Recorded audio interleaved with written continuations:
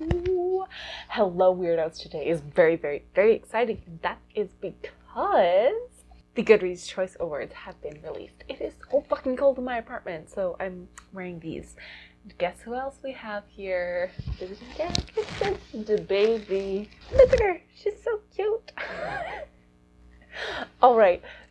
I haven't looked at the winners yet for the Goodreads Choice Awards, but they have been published.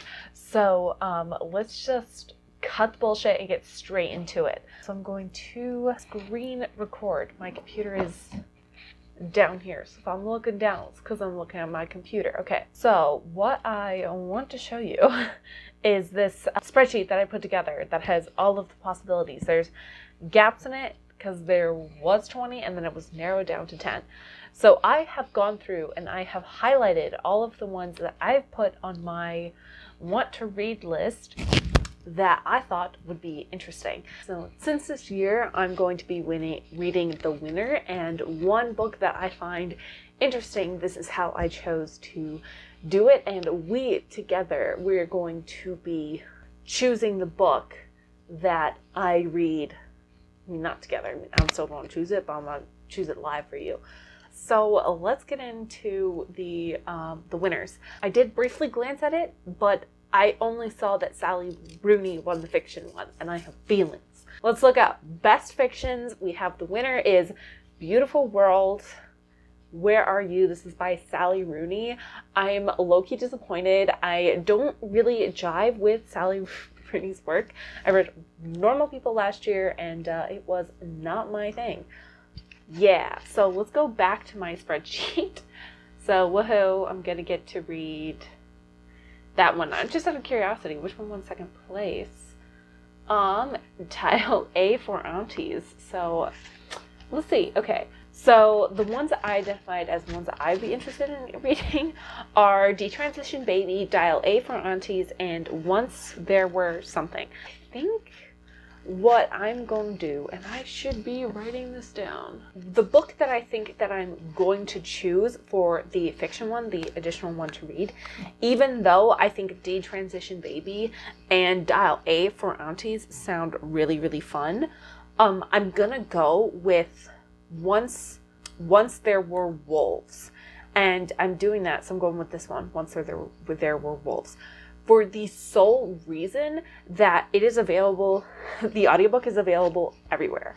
And I think that's kind of what I'm going to do. I'm going to be basing it on like how available the audiobook is to me. So, okay, this is going to be interesting. Mystery and thriller next. Let's see.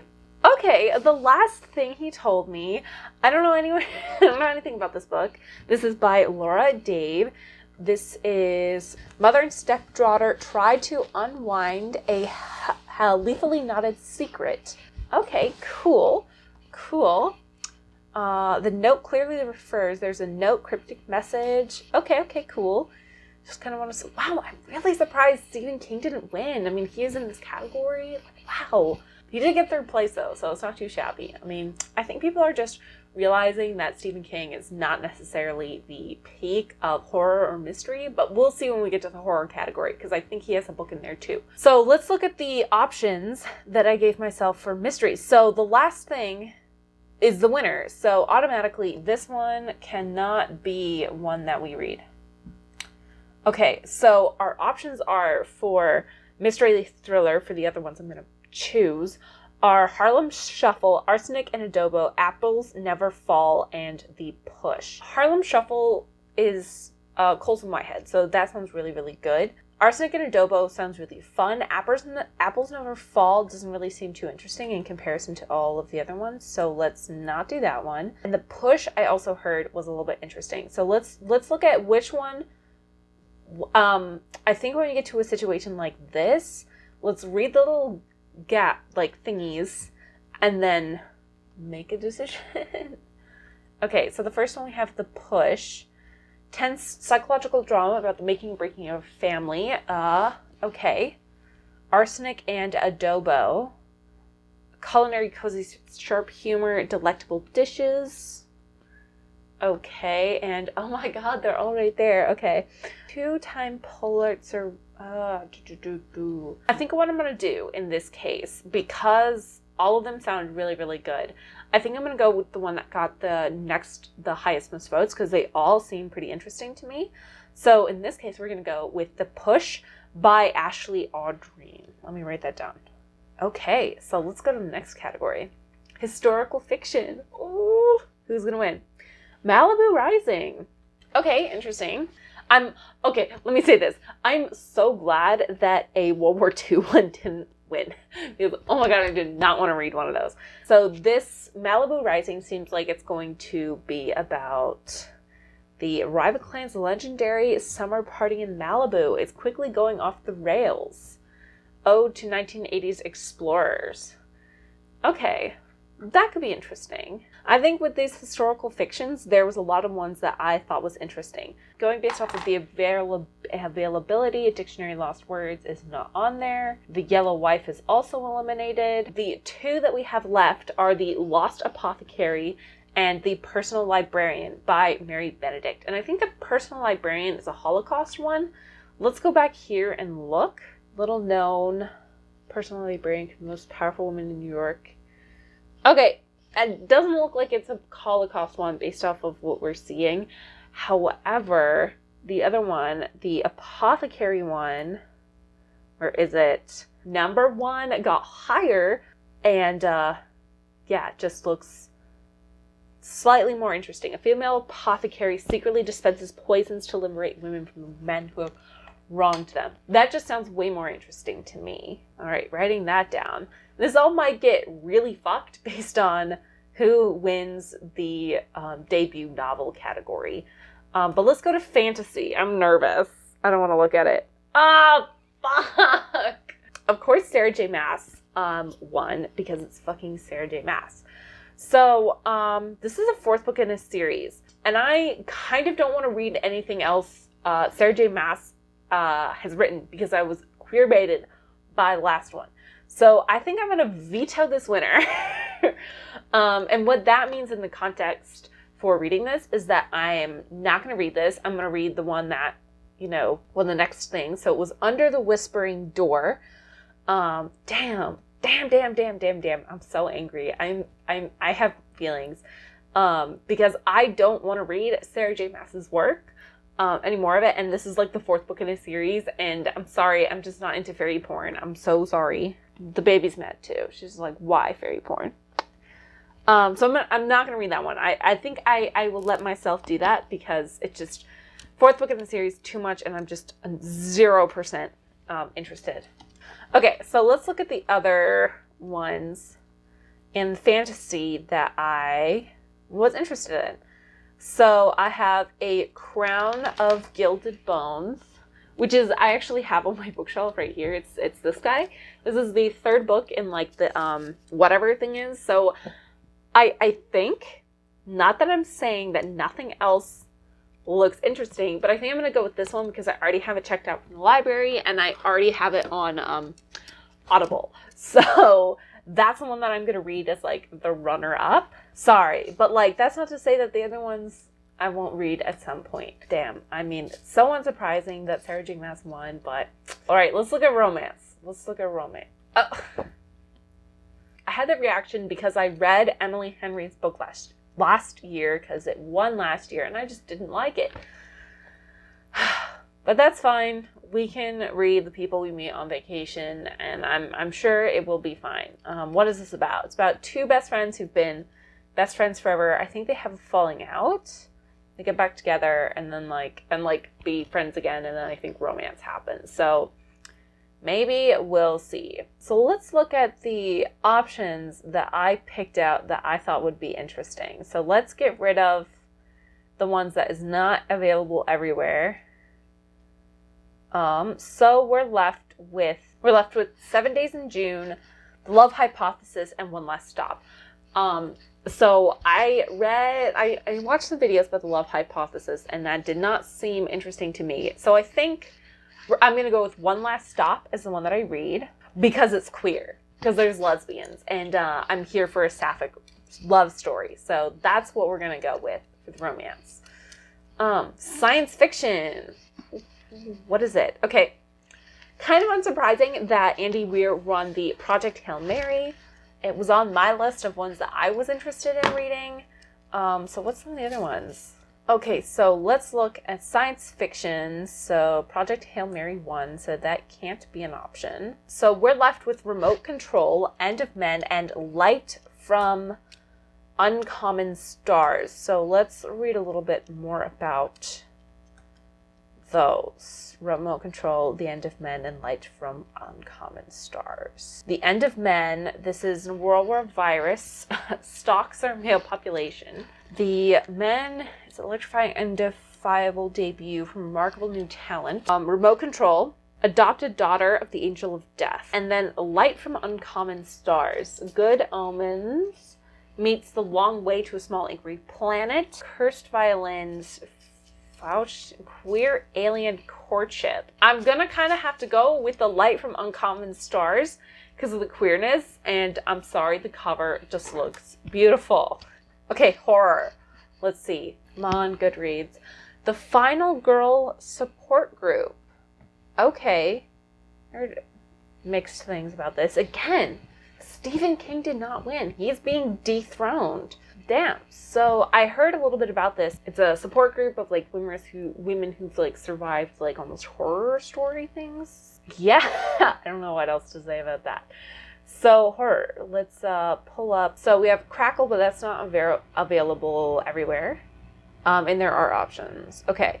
So actually, it looks like all of them are going to be eliminated except for All's Well. It looks like All's Well is the one that I'm going to be reading. So here it is. All's Well by Mona Ward. It's a darkly funny novel about theater professor suffering from chronic pain. Okay.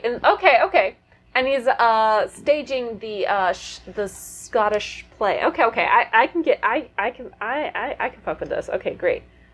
That actually sounds really, really interesting. Humor. Who's gonna win? Humor. I don't know. Okay, Broken. Don't know who Jenny Lawson is. Okay. I don't know. Let's see which ones are available everywhere. So Barely Functional, I'm gonna have to eliminate because there's no audiobook for that. And then we are torn between Where the Deer and the Antelope Play, You'll Never Believe What Happened to Lacey, and Yearbook. I think I'm going to have to go with You'll Never Believe What Happened to Lacey because Amber Ruffin is funny. And that's all I have to say about that. Okay, nonfiction. Let's see. Okay. The Anthropocene Reviewed. Okay, awesome. I actually own a copy of this. I would pull it off, but I have it packed up to go back to my home. This is by John Green.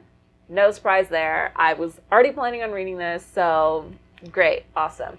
Nonfiction is going to be kind of hard. Okay, so Cultish eliminated because Cultish Last Call as well, and The Anthropocene Reviewed. Fuzz is also no longer a thing. So we are left with Mediocre and the Book of Hope.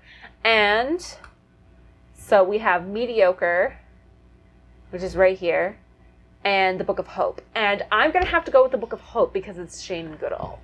Okay, Memoir and Autobiography. Crying in H Mart. Okay, that was one that I was looking forward to. It was on my list. Indie rock, innovative Japanese breakfast. Yeah, great, awesome. So Crying in H Mart, we can't choose that one because that has... So we are between Unbound, Between Two Kingdoms, and Taste My Life.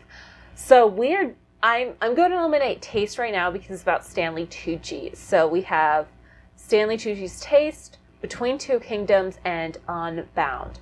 So Between Two Kingdoms is a moving memoir of illness and recovery, one woman's journey from diagnosis to remission and a trip of healing.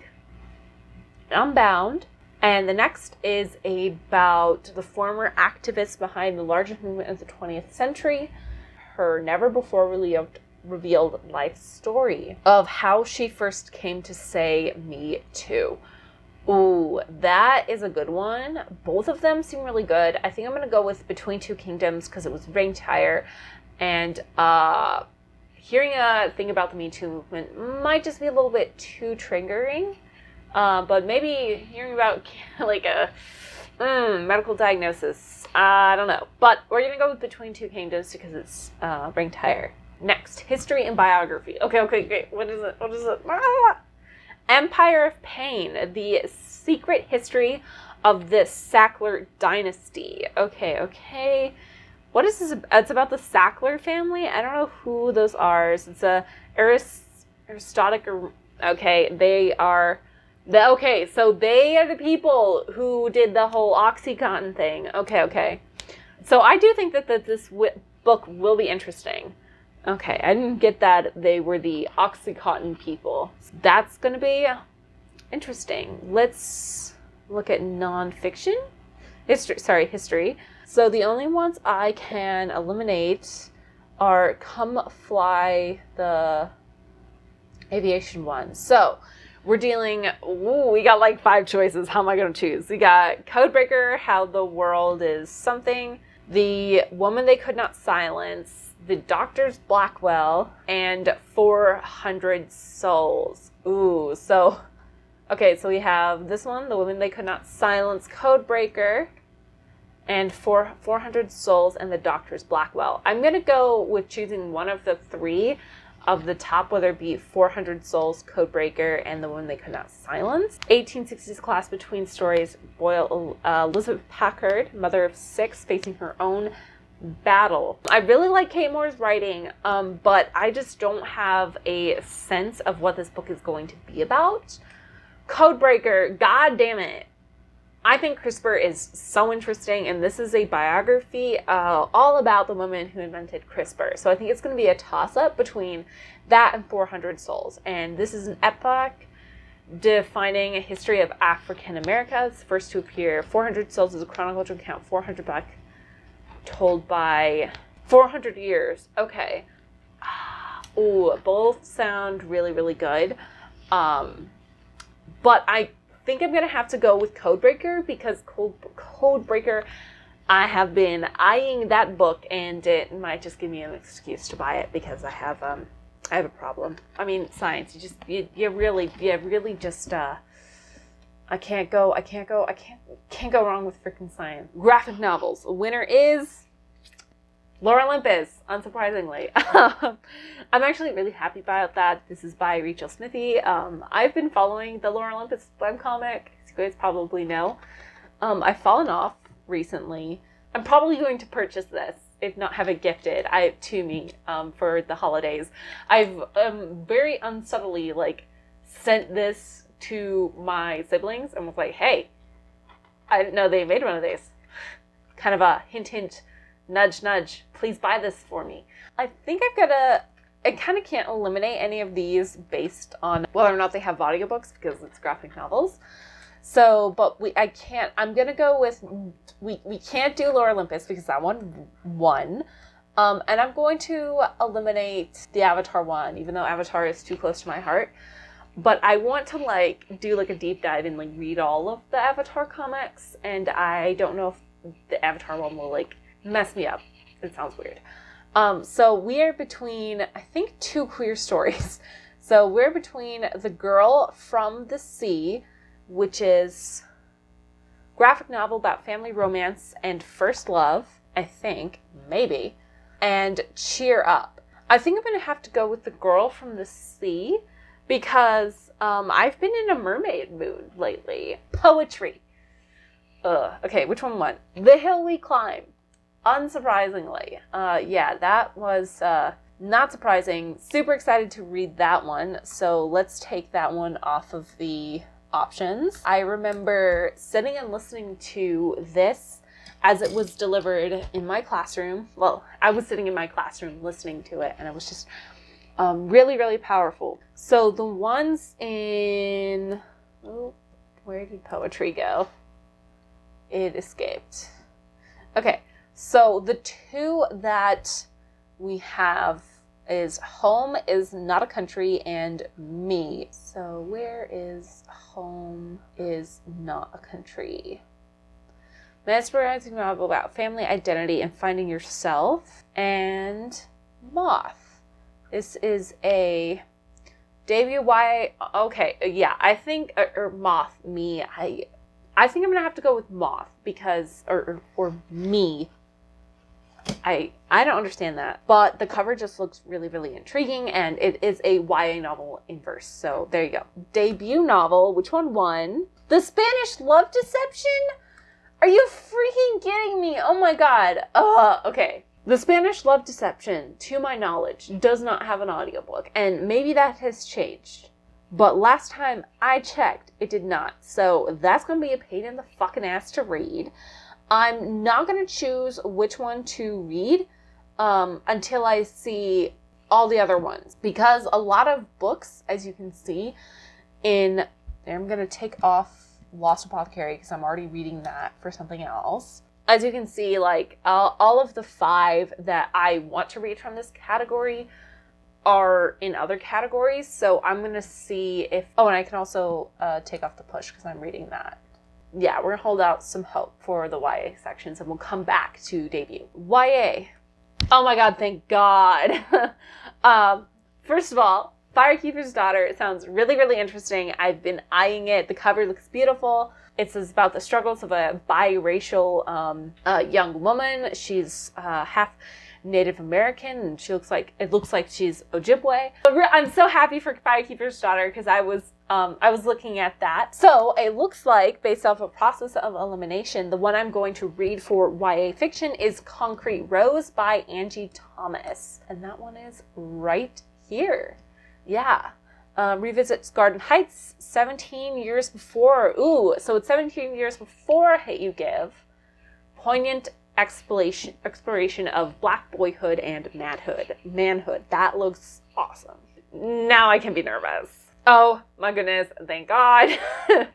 So Lee Bardugo's Rule of Wolves won, and I was nervous because we had things like Chain of Iron in here. I haven't read any of Cassandra Clare, but I kind of view Cassandra Clare and Sarah J. Maas to be very, very similar. Also, freaking another one of the Elfhame series by Hallie Black. I detest that series.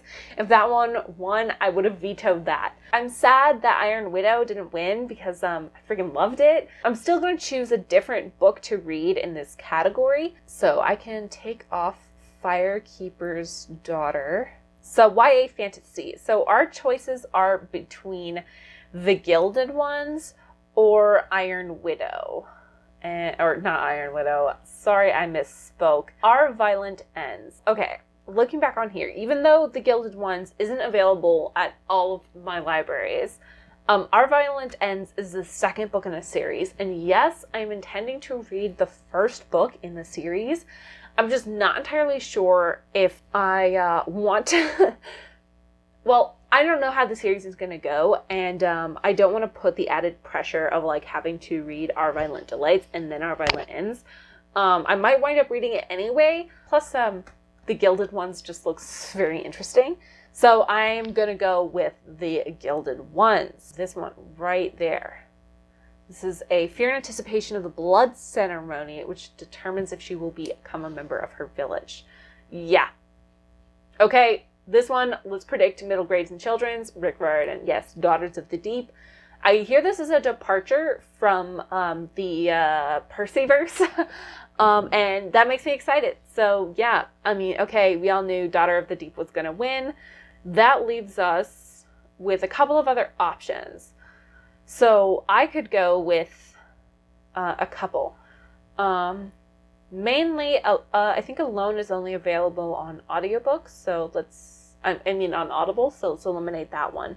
So our options are Arusha, Beasts and Beauty, and Ground Zero. Okay, so Ground Zero, full disclosure, well, I haven't read it, but I read Alan Grant's Refugee, and that was really good, so I know Ground Zero is probably going to be really good.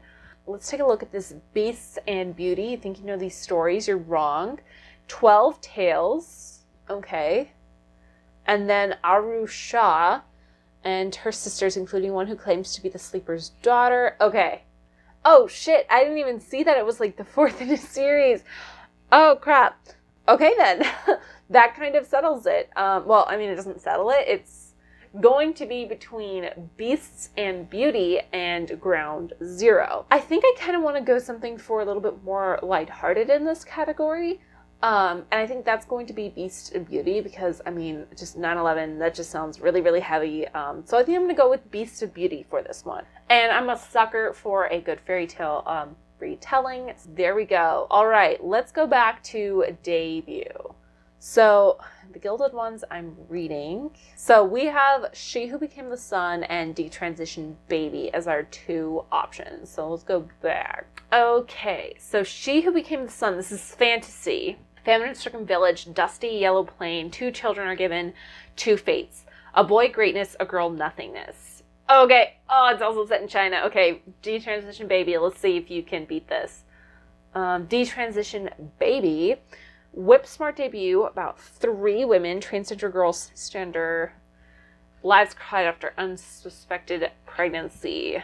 Oh my god, this sounds so freaking heavy. Oh my god. I mean, not that the other one doesn't.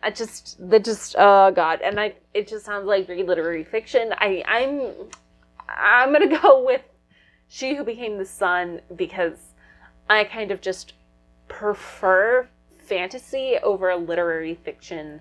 There you go. Those are all my thoughts and feelings. You have an idea of all of the books that I'm going to be reading. I am so excited.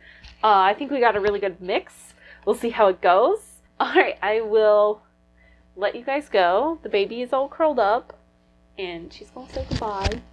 Goodbye. Look at your bed head. Look at your bed head. Were you taking a nap on my lap? Yes, you were. That's because you're too cute. Are you going to say bye to the people? You're going to say bye-bye? Bye-bye. Bye-bye. Aw. I know, we're going to go to sleep soon. All right. Bye!